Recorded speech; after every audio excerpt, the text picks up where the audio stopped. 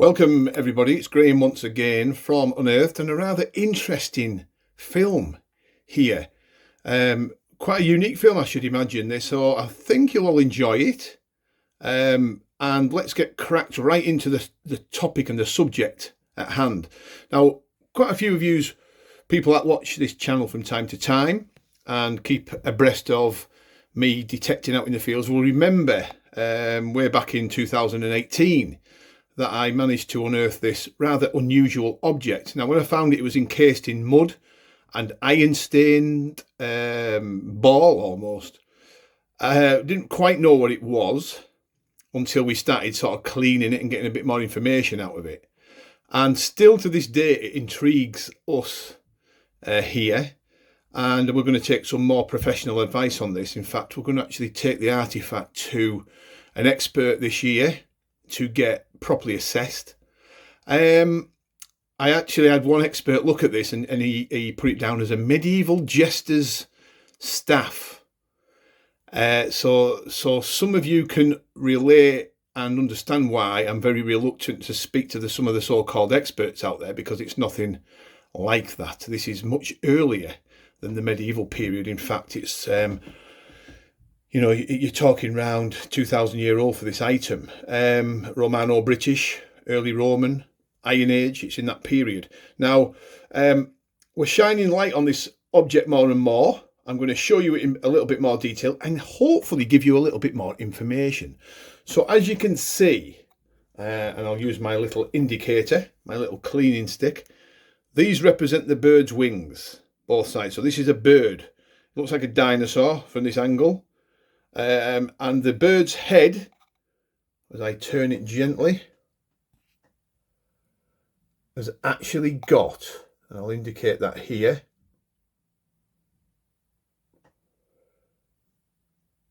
has got a seed in its beak. There's its eye.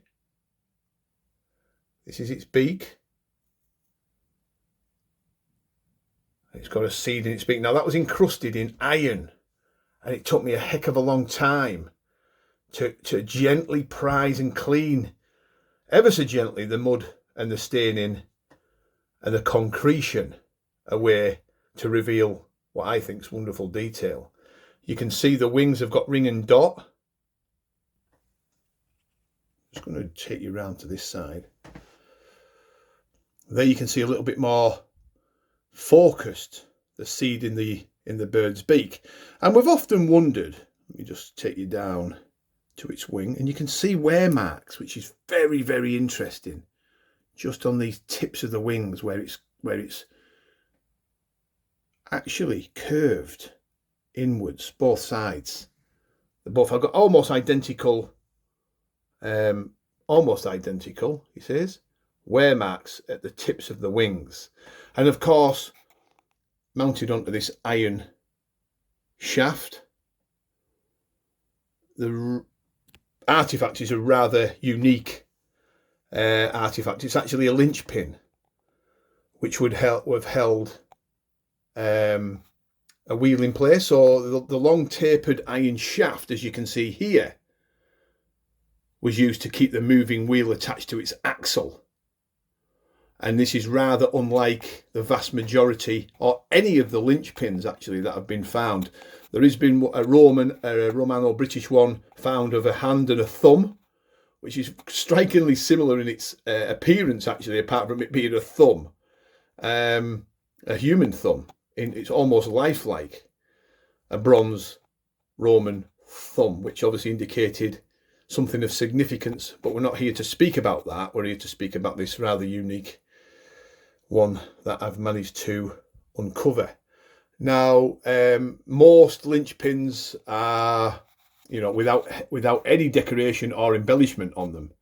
This sort of bucks the trend somewhat, with it being the bird with a seed in its beak. Now, this weighs in at over £1 pound in weight, probably towards £1.5 pounds, so it's a really heavy lump.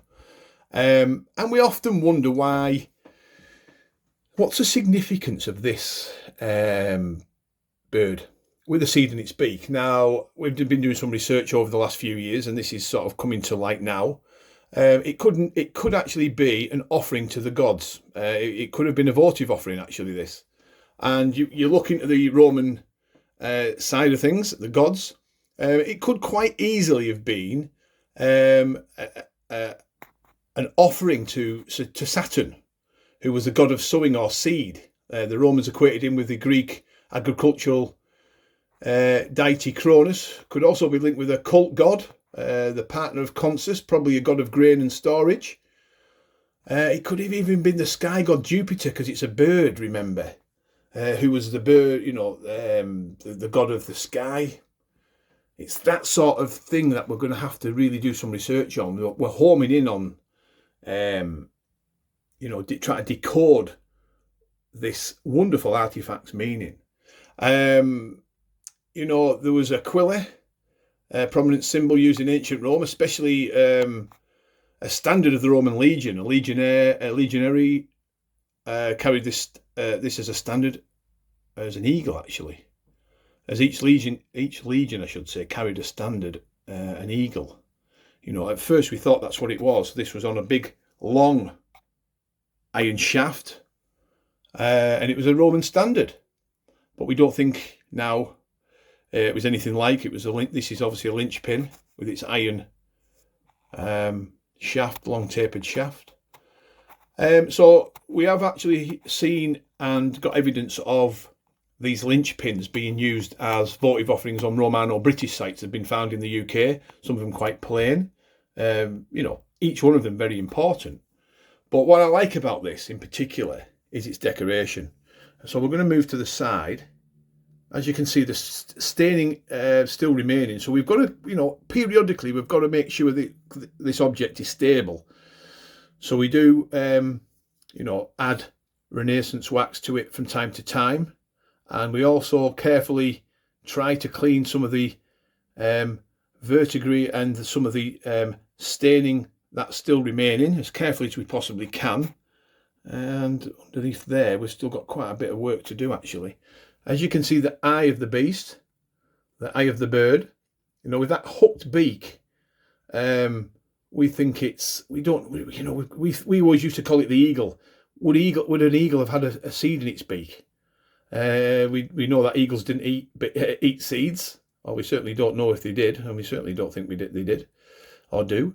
But also what's striking about this, and I'm going to just turn ever so slightly and home in on its beak itself, because you can see just there, if I can just get this properly, you can actually see a ring and a dot either side of its beak.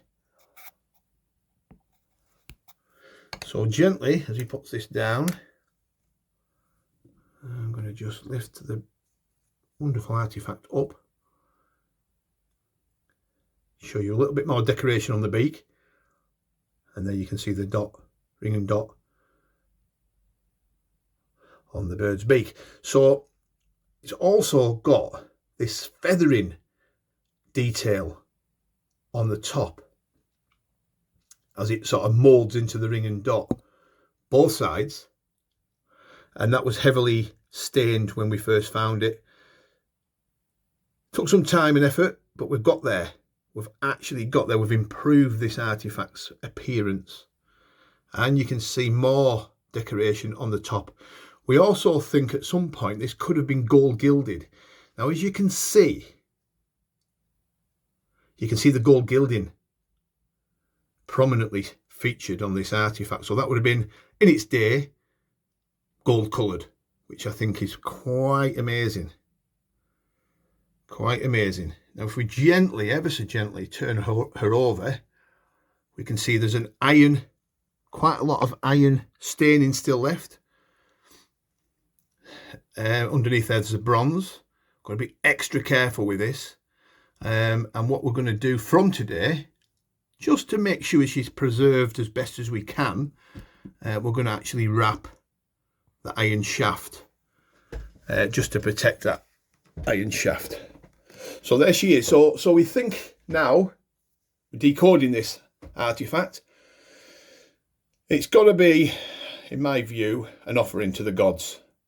It must have been a huge chariot, a cart, a huge a huge vehicle for this wonderful linchpin to hold the moving wheel attached to its axle.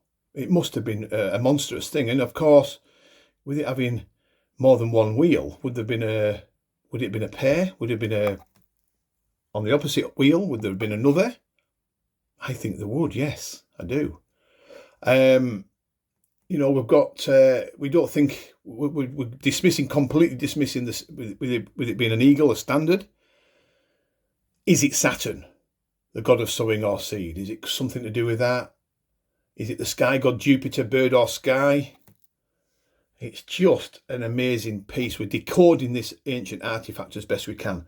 So, more information coming on this soon. We're going to get some of the experts in this particular field to actually take away this artefact and let them study it.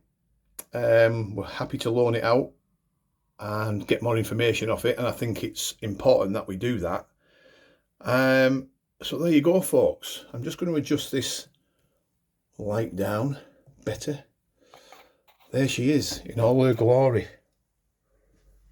and I'm just going to move this light completely away so they don't get much of a glare. So I hope that you found this of interest. It just goes to show what is actually buried out there, and bringing these wonderful artifacts back to life. And there you can see we've really cleaned the seed off in its beak, so that you're actually looking at the first images of this as best we can clean this object. So this is the first glimpse.